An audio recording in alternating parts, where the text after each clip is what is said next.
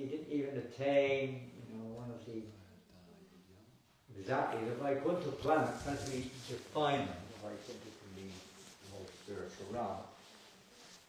In terms of specifics, we normally term the plane of Aishvarya, which means worshipping God in reverence, awe and reverence, with service, nothing more than service attitude, which is fine, but it's not what Putana got exactly, because all types of devotional service are foundation of all of them, and each one contains the elements of the previous level, so all of them contain the mood of service. They just develop in different moods, you can say, in different relationship.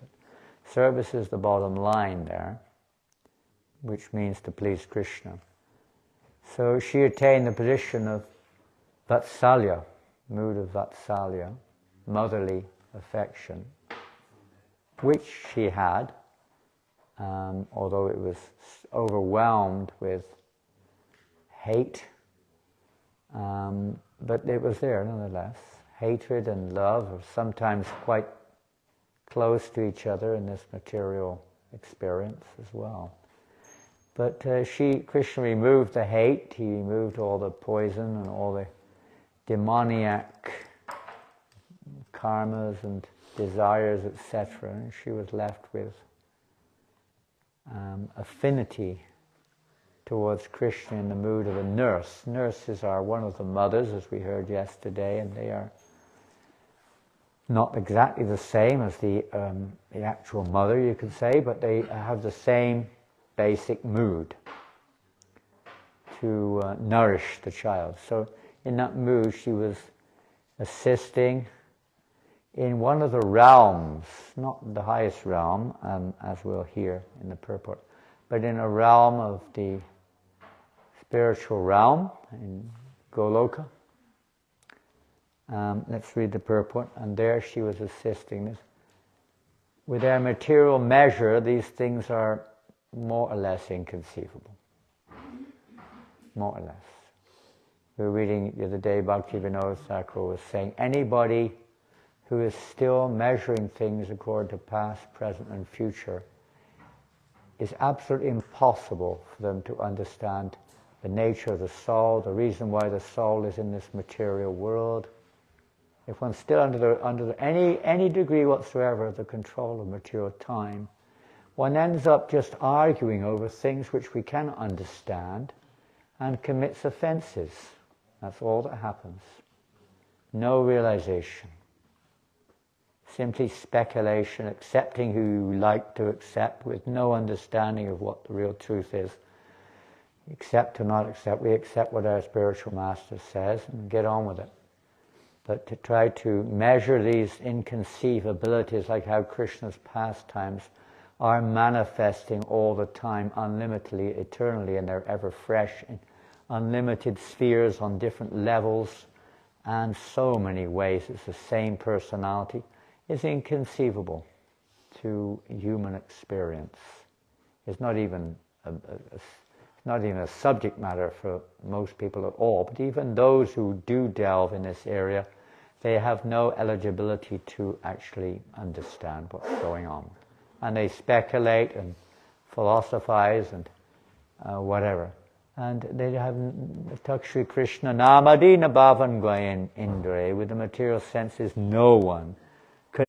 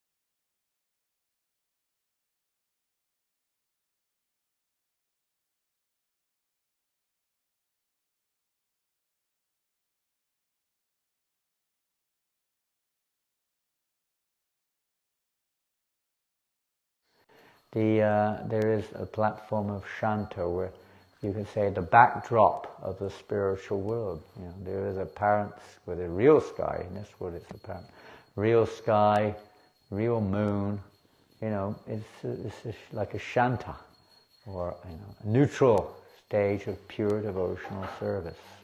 It's not on the, you know, the fully, it's full in itself in one sense, but it's, at the same time it doesn't have the elements of the other relationships. It is like we're sitting on a chair. The chair is supporting our whatever body. It's a Shanta relationship. So in the spiritual world, the difference is the chair is not conscious. The spiritual realm, everything is conscious. The sky, again, inconceivable. Is it one? Is it countless? It's inconceivable. The sky, what is the sky? You cannot grasp it with our puppy brains, as Prabhupada said.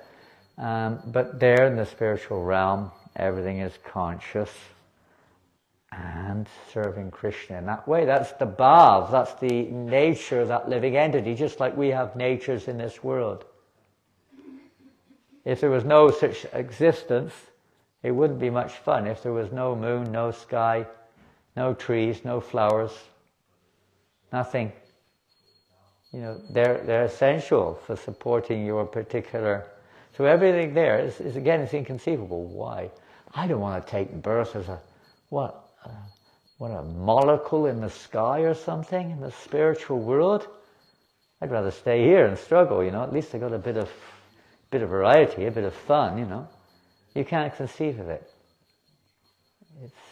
Perhaps you can, but it's difficult to conceive of how that is perfection and how that is fully satisfying, and why certain aspects of Krishna's energies are perfectly situated. Everything is arranged for Krishna's pleasure. And that's the essence of these pastimes, and the essence of Bhagavatam is to realize that everything is really meant for Krishna's pleasure. Simple as that. And the 10th canto particularly is focused directly on that principle. So that mood is there, and then there's the mood of service. That's also there on all planes. You could say, of course, within the plane of, when we go into Goloka, you have different levels there too, and as well, I don't know if Prabhupada mentions it here. I'm not, but the resort of the gopis, it mentions the gopis here. We're not talking of the ones in the Rasa Leela, by the way. This is Vatsalya. This is not Madhurya.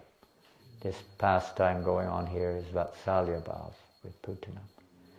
Madhurya has not manifested as such at this point of time. So in Vatsalya Bhav, there are gopis. Mother Yasoda, is she a gopi or not?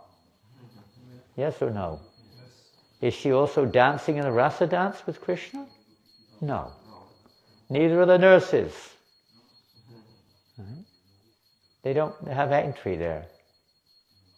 Goddess of fortune. They don't have entry there into the rasa. Their mood is different. It's Vatsalya. Or Goddess of fortune has elements of Madhurya Rasa, of course.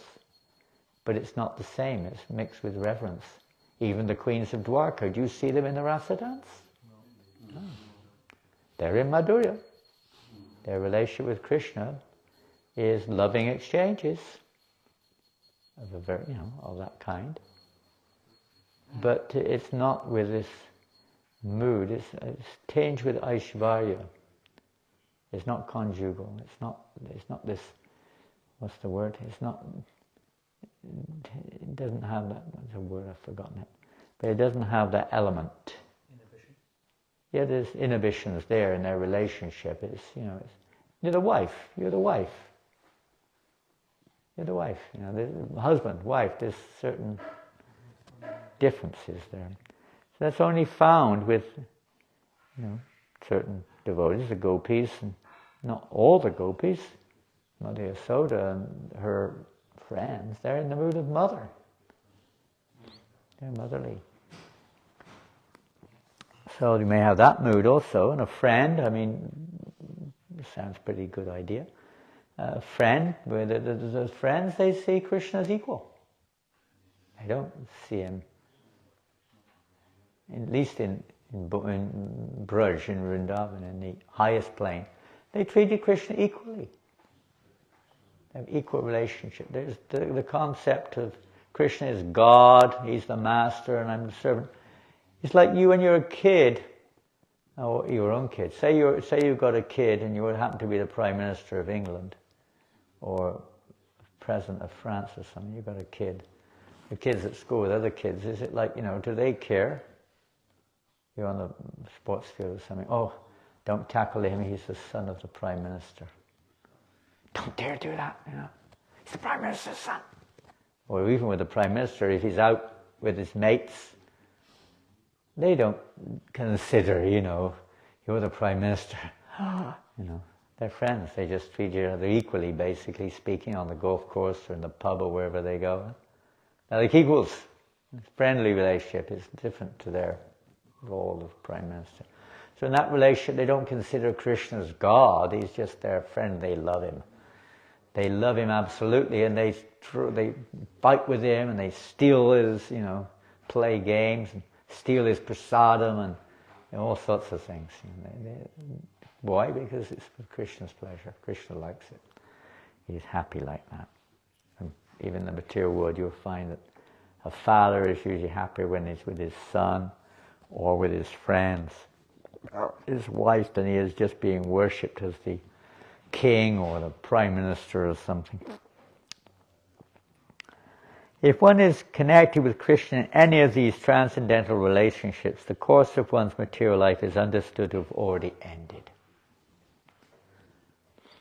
So that's the path, which our course of our material life is the beginning of the end, but we've still got a few kind of like attachments and a few things to work through. A few desires are still lingering there, and we can easily fall back into the whirlpool, at least for some time.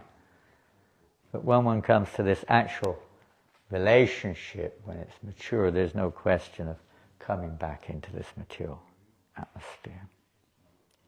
As confirmed in Bhagavad Gita, altogether, Chaktva Deham.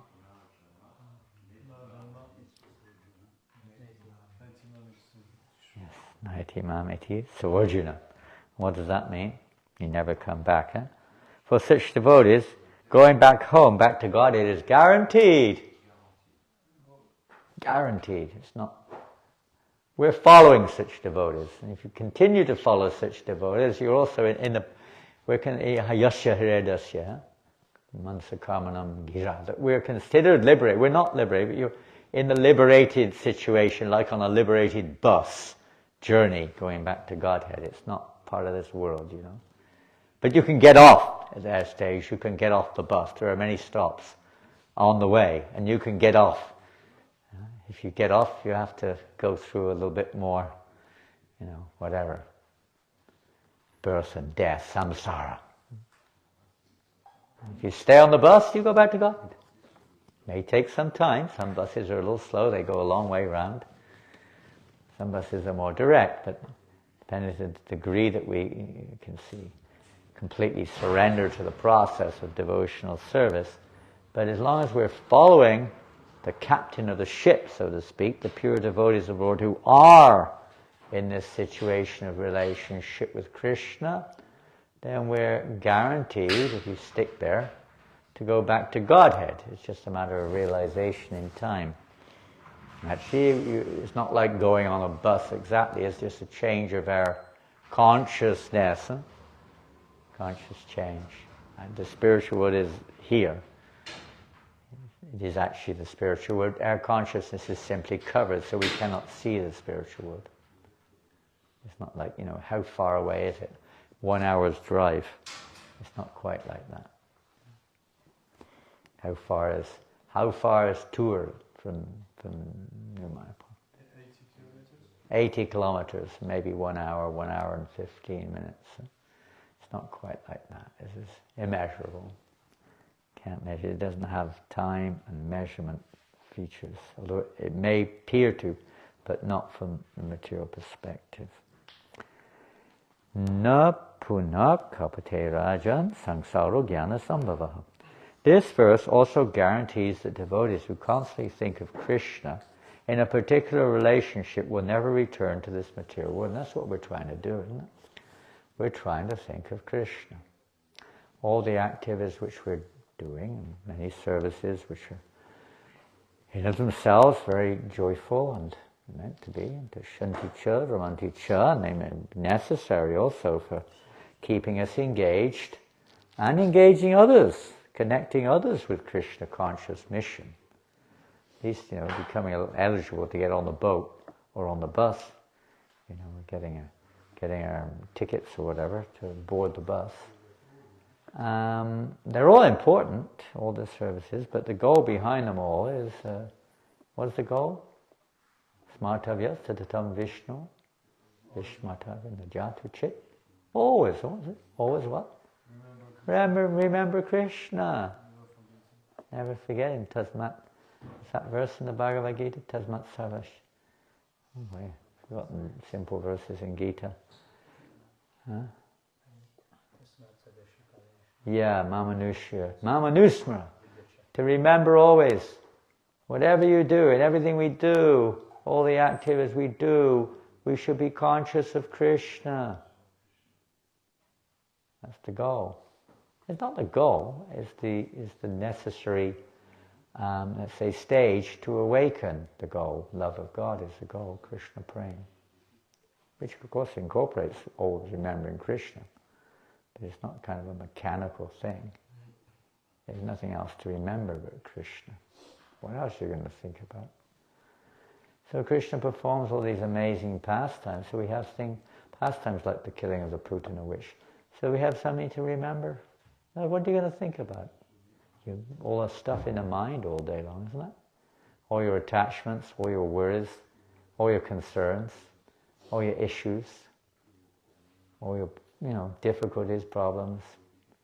Constantly trying to satisfy our mind's demands. But the goal of devotional service is to fill our hearts with remembrance of Krishna. Sounds nice. We all know it's not so easy.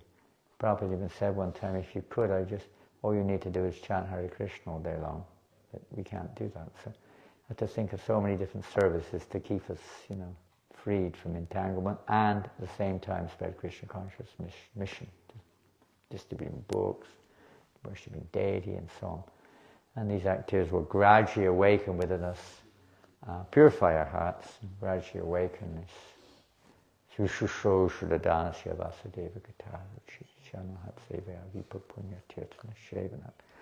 this desire to hear and chant about Krishna. And consequently, the more we hear and chant, the more likely is we remember Krishna. More likely.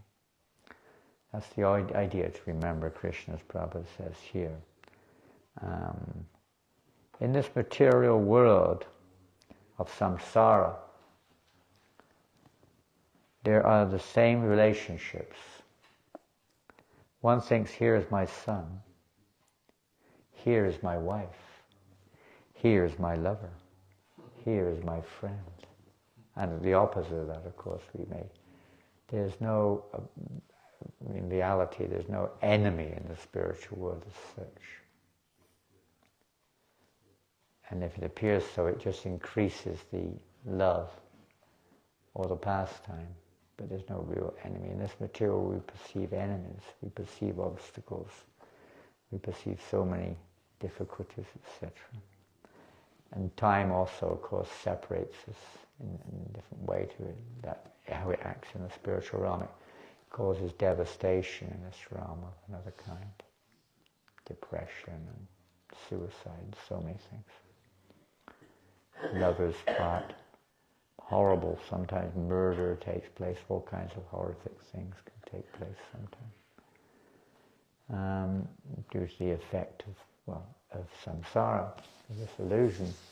Generally the word samsara refers not just to birth and death, which it does, which we usually use the term, samsara, birth and death, samsara dava nalalita loka. delivers us, extinguishes the blazing fire of material existence, is the blazing fire of material existence, samsara, which includes, of course, repeated birth and death. And within that, this is the essential illusion. We identify with this body, and this is mine, my wife, my friend, my son, my daughter, my house, my car, my mind, Maya. Right? It's all Maya. Me and mine. This is samsara. This is what it means. False understanding of who I am, and interacting with Krishna energy based upon that false identity and the false concept of who we are. We constantly get into trouble, never satisfied, never a relationship will satisfy you.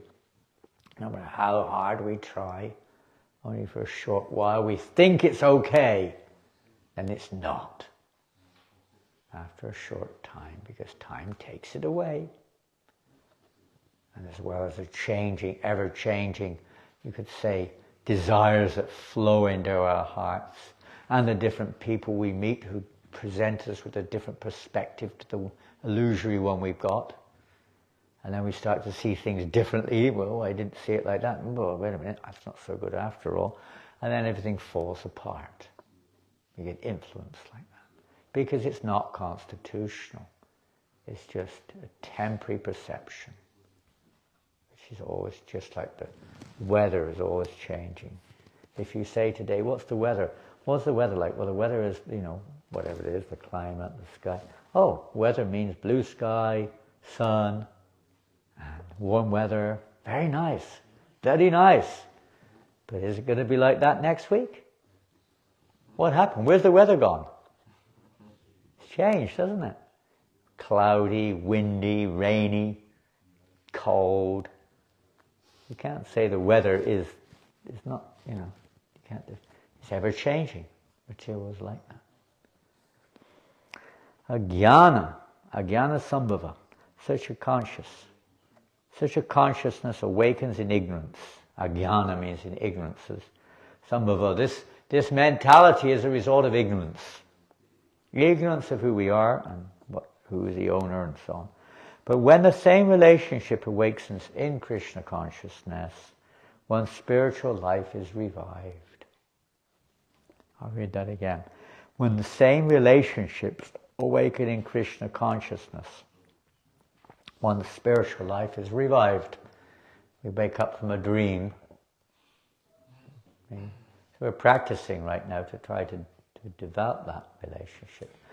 Deity worship is probably the most easy example in that regard, isn't it? You're cooking for the deity, not cooking for yourself. You're dressing the deity, not dressing yourself. But by dressing the deity the way we hear that the deity should be dressed, we may like or not like, that's irrelevant. Sometimes we may, of course, mix in the two, it's mixed, but ultimately it's dressing simply for Krishna's pleasure. We may not be on that level. So we learn from those who know how to do it. So it's practicing that mood of living for the pleasure of Krishna. Speaking, we try to speak words which are pleasing to Krishna. Thinking, we try to think thoughts which will be pleasing to Krishna. We try to hear topics which are pleasing to Krishna. We try to dress in a way which will please Krishna.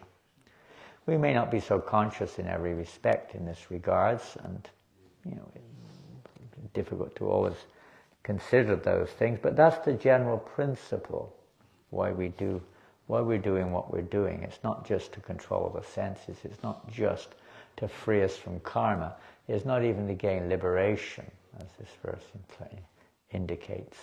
It's not even that. It's to actually cultivate this mood of bringing pleasure to Krishna. That's called Krishna consciousness. That's the cultivation of devotional service in the stage of Vaidhi. In any stage of sadhana, even in Raganuga, it's still practicing, but it's practicing with an attraction rather than just because you have to do that to attain something or another.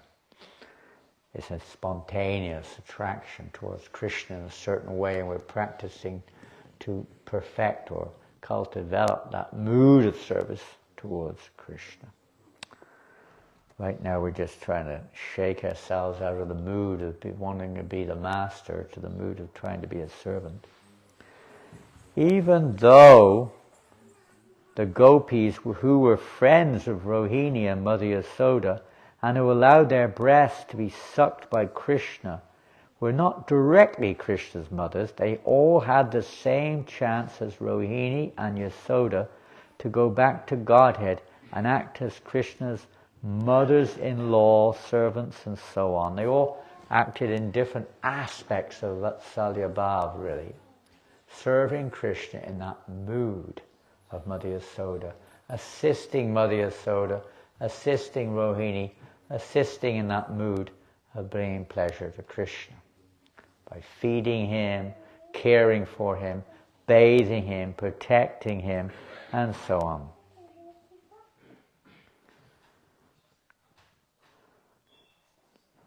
They allowed their breasts to be sucked by Krishna. Even though the gopis were friends, rather, of Rohini and Yasoda, and Mother Yasoda, who allowed their breasts to be sucked by Krishna. So Krishna even sucked their breasts. He fulfilled, we know that even in the Krishna's pastimes, where Brahma Vimohana Lila, when Krishna personally appeared as the unknown to them, as their sons, as their calves, their young sons, and their mothers were able to feed their young sons their own breast milk. It was actually Krishna they were feeding. So that's just in this Bhoma Vrindavan, this earthly plane, you could say, took place here. And it's also there, in that realm of the spiritual world where Vatsalya Bhav is manifested.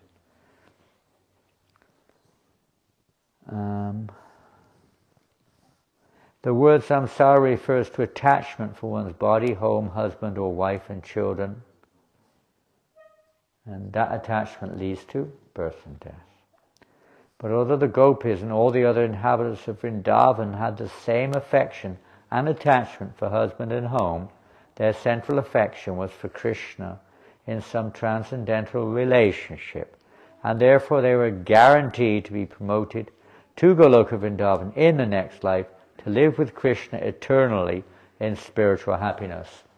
So from the material perspective, it would seem that the gopis were doing the same things as mothers and family members may do, pampering their child in complete anxiety over the welfare of their child, feeding their child, clothing their child, bathing their child, etc. The difference is their child is Krishna.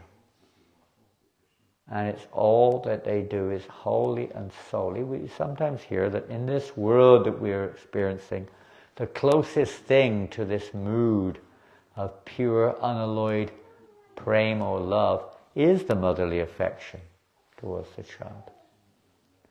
Because although it's not absolute and it's interfered with by time and it's evolved from ignorance, it's not evolved from prema or pure love of God, it's evolved from illusion of who we are and who is who and so on. It's ignorance. But nonetheless, it has these elements of selflessness to a large degree. The child comes first. The child comes first. The mother will sometimes, many times, give up her life to protect the child. It's you could say perverted, but it's a sign of this selflessness in that sense.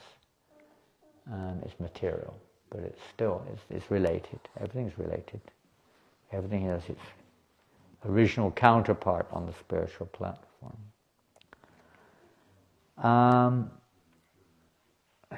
The easiest way to attain spiritual elevation, to be liberated from the material world and go back home, back to Godhead, is recommended by Bhaktivinoda Thakur.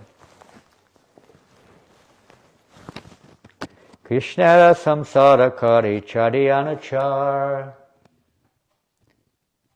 That's in that song, is it? Nadiya go Drumi Nityananda Mahajan, isn't it? One should give up all sinful activity and remain in the family of Krishna. Interesting statement. What is that family of Krishna?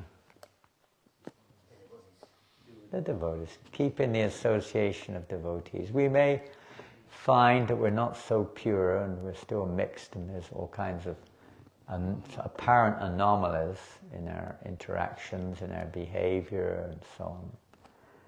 But still, it's what choice do you have? You can associate with the world around you, the modes of nature, persons under the modes of nature. We're maybe a little mixed right now, but at least we're trying to follow the transcendentalists, those who are beyond this material realm. And by sticking to that, the reason we have certain associations is not by chance either. Krishna is guiding the wanderings of every living entity. So when we find ourselves in certain types of association, we have to use our common sense, but if we have any. But at the same time, we realize that this is not by chance. And there's something, reason why I'm in this situation with these particular living entities. There's some conscious reason. We may not be conscious of it, but there is a reason, and it's to rectify or renovate, probably uses the word renovate our consciousness. That we give up this idea of seeing ourselves in the center, of trying to be, arranging. We want to make this world like the spiritual world. But the problem is, in the spiritual world, Krishna is in the center, not us. Our ideas sometimes in Krishna consciousness that we're still putting ourselves in the center, or our group in the center. And then there's often arguments, or negativity comes in. Envy, quarrel, so many things come in. Kali Yuga helps to fan that tendency also. Then one's liberation is guaranteed if we stay in the actual family of Krishna, which means, we're following the head of the family. We're not just coming in with our own, everyone's got their own idea. Imagine a family, which happens. Every single member of the family, there's 20 children. You don't get many families like that now. They used to. 10, 20 children. We have one devotee in Malaysia, he's probably dead now. He had 18 children. Most of them devotees. He was initiated. 18 children from the same wife, one wife. 18. Our godbrother, Jayagora, he has 10 children. Prabhupada, disciple in Hamburg. He has 10. Of course, they're all grown up now and married or whatever. He's 75 years old. But he had 10 children as a disciple of Prabhupada in the ISKCON movement in Hamburg. Well, yeah, but that was like another level, another era. I was in India and a different... Yeah, the times have changed. I mean, when we were anything less than 6 children in the family, my previous generation, to me, 6 was a norm. My father was one of 9. Then it became 2, and now it's 1 or even 0. Many people have no more than 1 child. What's going to happen? There's going to be nobody left after a while. It's just going to be, this is what, I'm not going to say what's going to happen if it carries on. Demographically like it is right now, you know what's going to happen. You don't have to have much of a brain to see what's going on. And about, 10, 20% of the population don't believe in that sort of thing, having a relationship with the opposite sex in that way. They're definitely not going to have kids. With all the scientific endeavor under the sun, they're still not going to do it. And those who are married, the 50% of the remainder, 50% don't bother getting married nowadays. They go into a contract marriage or no marriage at all. And they have 1 child. So, it's not going to be long before the population is going to be half of what it is now of that particular kind of people. And other people who have 8, 9 children, they're going to be 90% of the population very soon. Anyway, that's just another figure. But anyway, the time is flying, and I was really going to read something. I wanted to hear from Prabhupada on this subject matter more. We've already heard a lot, but maybe, I don't know when I can do this. It's so important to hear.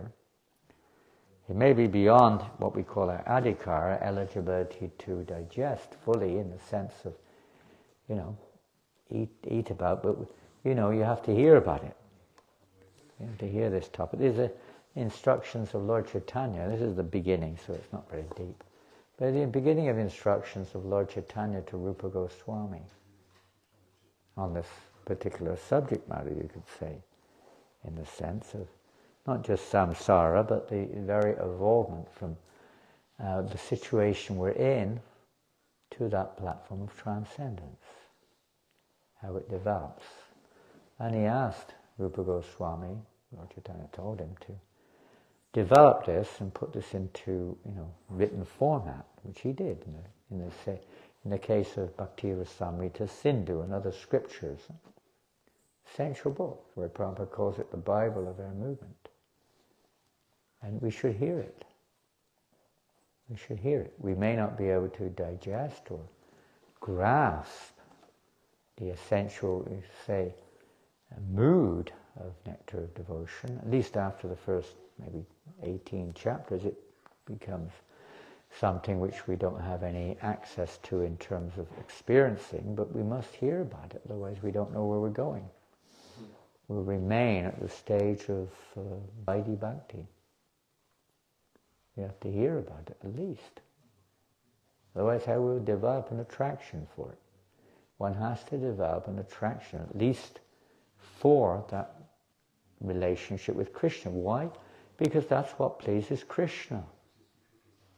Yes, he's pleased, you could say, with Vaidhi Bhakti. He's pleased. But that's not really pleasing him. We don't have time. I've got to finish in 1 minute. I wish we had more time. We could go through it. It's so wonderful. But really, the whole point is to bring pleasure to Krishna. Krishna's most pleased by these transcendental relationships, not just reverential ones. It's also there. And not just this rules, regulations, discipline. All that's required. It's like disciplining a prisoner. They have to be disciplined, they have to be regulated, they have to be programmed to become normal citizens. But that isn't the real thing, just being a prisoner, being disciplined for eternity. That's not what really pleases Krishna.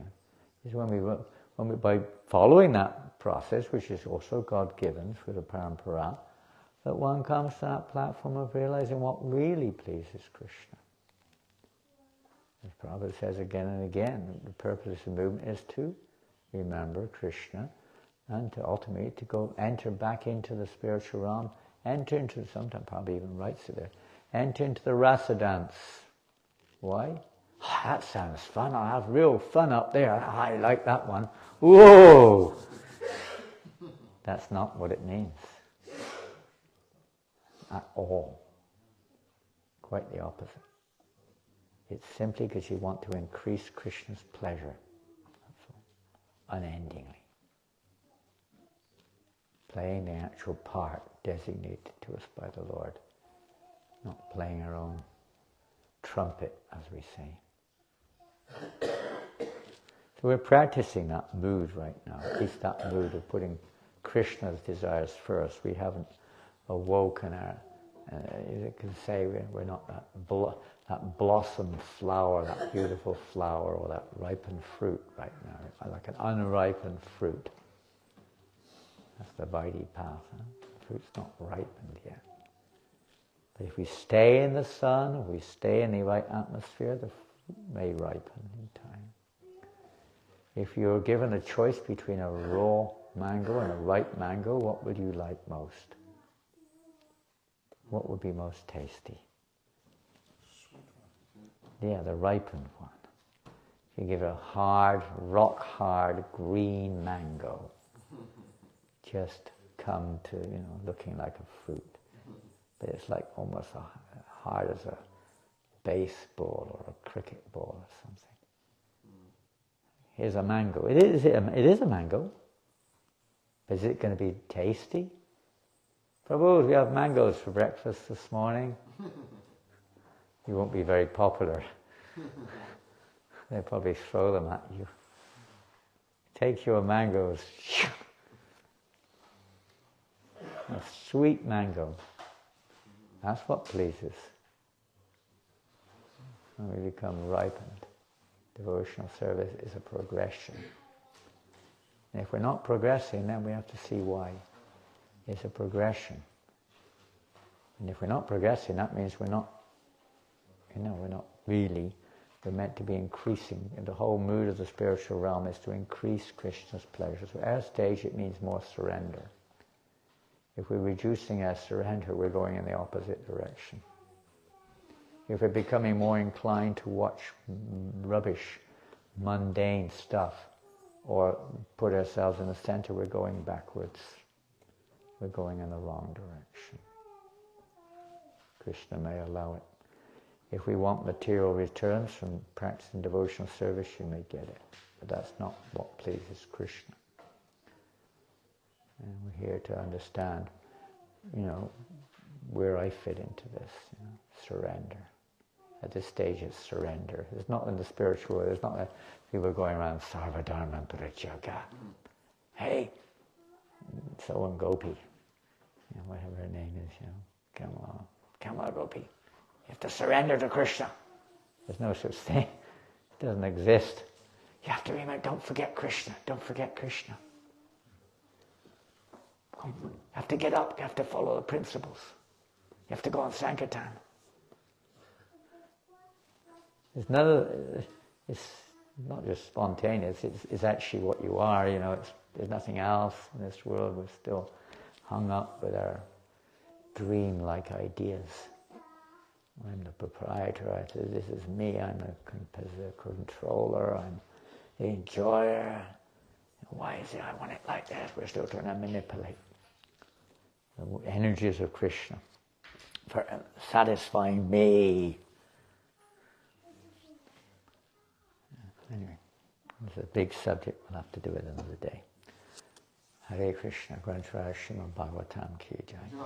And hand over to Nitai Gaurasundar Prabhu to give us a little bit of opportunity to associate with Ilavati Devi Dasi.